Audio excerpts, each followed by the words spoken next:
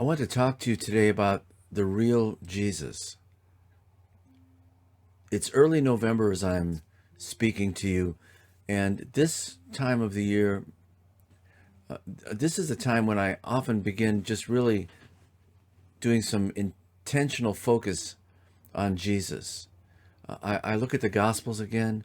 I've got books about Jesus, about the historical Jesus. I just keep learning and learning and deepening my understanding. I want to pass on some of this understanding to you in a series of videos of which this is the first. And today I'm focusing on the incarnation.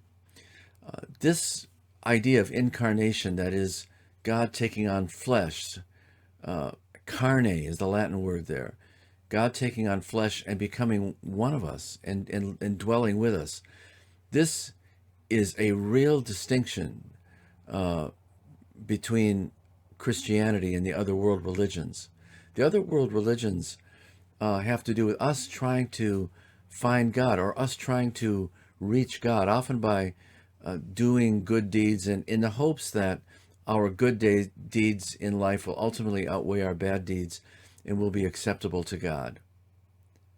But the Christian story is the reverse of that. It's not about us trying to find God. It's about God finding us. And that's called the incarnation. And that's what Christmas is about. Christmas is about God coming to us in the form of his Son. God descended into greatness and took on the form of a person. We see this in the Gospel of John, where it says in the first chapter, the very first verses, in the beginning was the Word, and the Word was with God, and the Word was God. He was with God in the beginning. Now, why is this called the Word? Well, as you hear those first two verses in the Gospel of John, you may be thinking of the first verses in the book of Genesis. In the beginning, God created the heavens and the earth. And then it goes on to say, and God spoke, and there was light. And God spoke, and there was various elements of his creation. There was this idea that just the very voice of God, just the very speaking of God, these words had power to bring into existence things that were not. So, to talk about the Word, the Greek word here is logos. The logos, or logos, is very powerful. It's divine language. It's the language of God. Now, who was the Word? Well, we see it if we scroll down in John chapter 1 to verse 14. The Word became flesh and made his dwelling among us.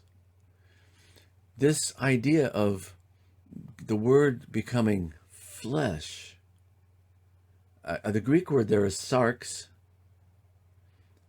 the Latin word is carne. This is the incarnation, the enfleshing of God the Son into human form, and he made his dwelling among us. The Greek word there could be translated, he tabernacled among us.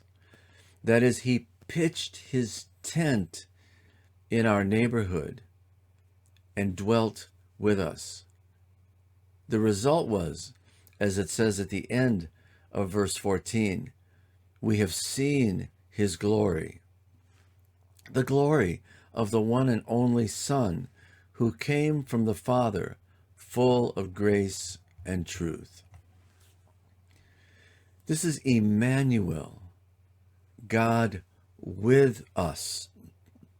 Not just us trying to find God in our own powers and strength, but God coming to pitch his tent and dwell with us.